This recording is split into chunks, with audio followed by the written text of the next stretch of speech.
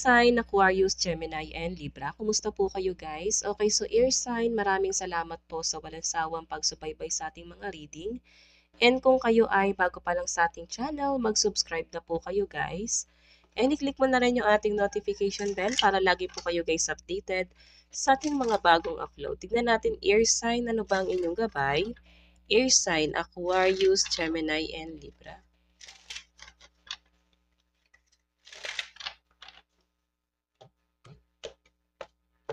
Air sign.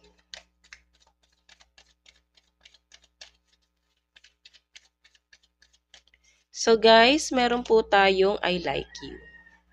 Oh.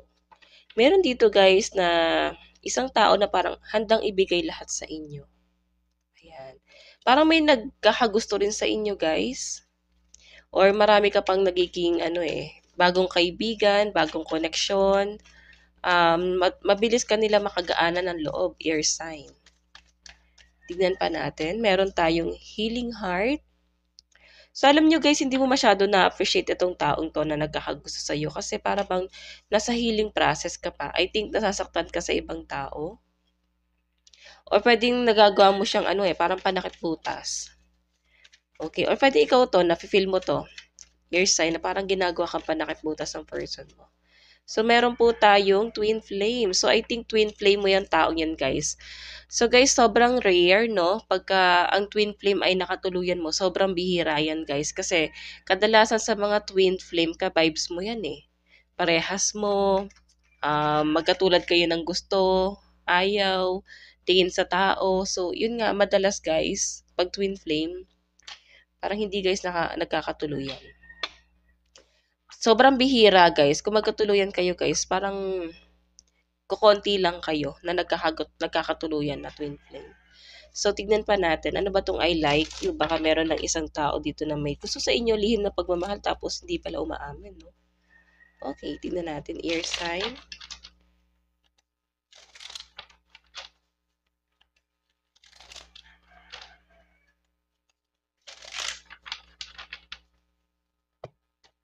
Air sign.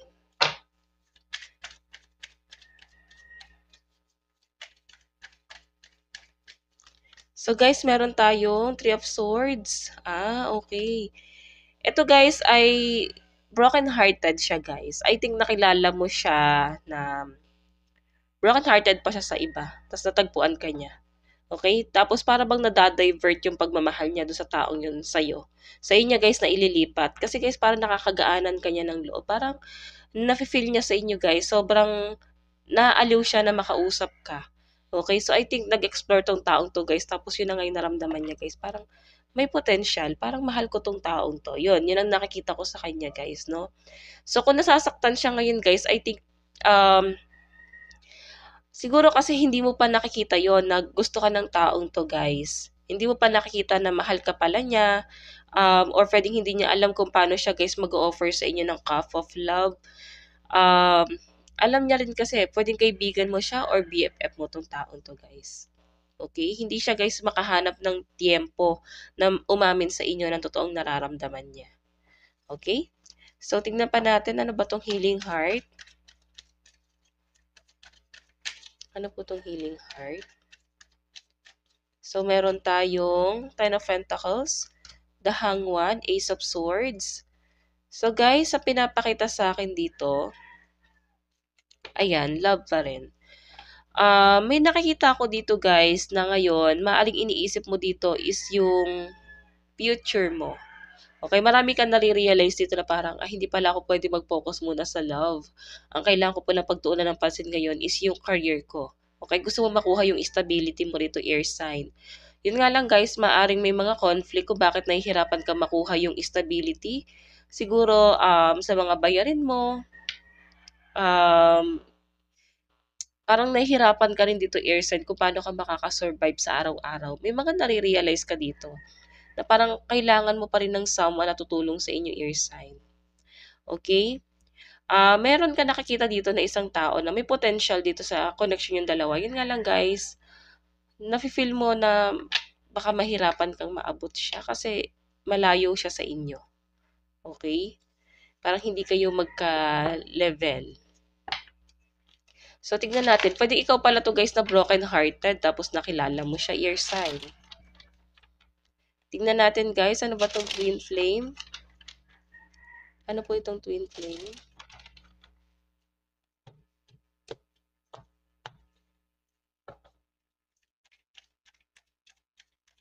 Ano po itong twin flame?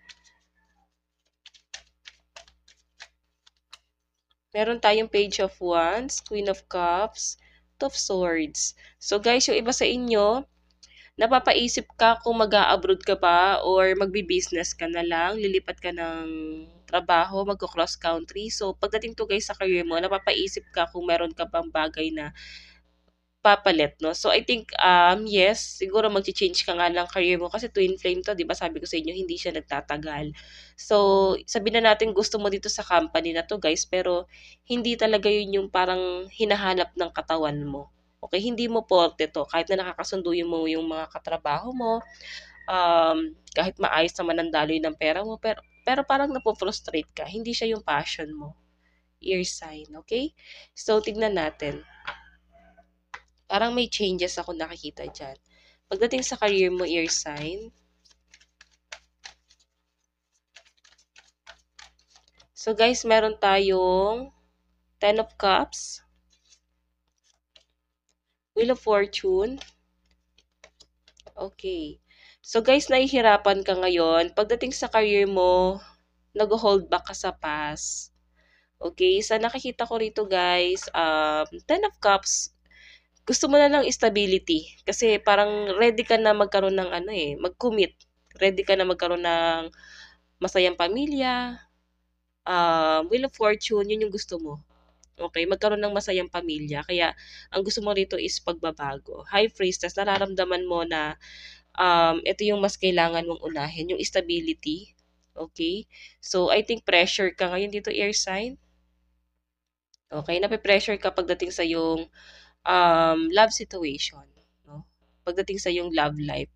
And sa career mo, yes, ganun din. Pressure ka sa lahat ng bagay, guys. Kasi nag-ano guys nagko-combine eh. Pwedeng nakadepende ka sa love life mo kung bakit gusto mo nang magkaroon ng stability, air sign.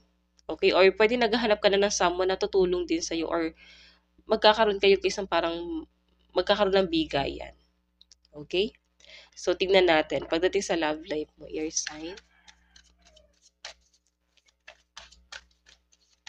Parang pagod na pagod kayo guys sa trabaho mo. Oh. Parang nagkakaroon kayo ng trangkaso, may mga nagkakasakit, pero kailangan pa rin magtrabaho. Okay, so tingnan natin guys. Meron tayong Page of Wands.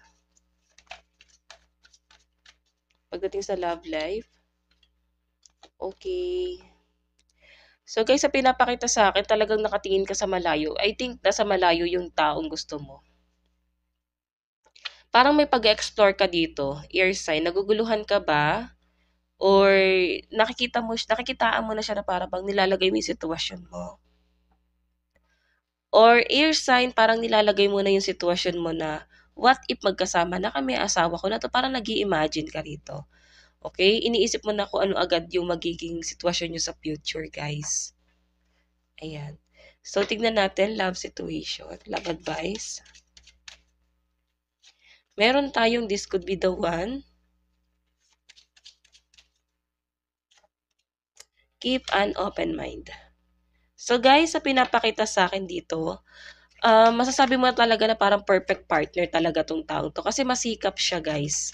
Masipag, masikaso, napaka-responsible. Nakikitaan mo siya ng pwedeng magkaroon ng higher commitment sa inyong dalawa guys. So inaaral mo. No? Tignan natin ano pang ipapakita ng inyong card. Advice po kay air sign. So guys, meron tayong remembrance and meron tayong renewal. So inaalala mo yung nangyari sa'yo or sitwasyon mo sa past and parang ngayon nakikita ko sa inyo guys, ready ka na magkaroon ulit ng bagong relationship. Okay, so guys, ang lucky number mo is 7 and 29. Ito lang naman po inyong reading. Hanggang sa muli, God bless and love you all. Thank you.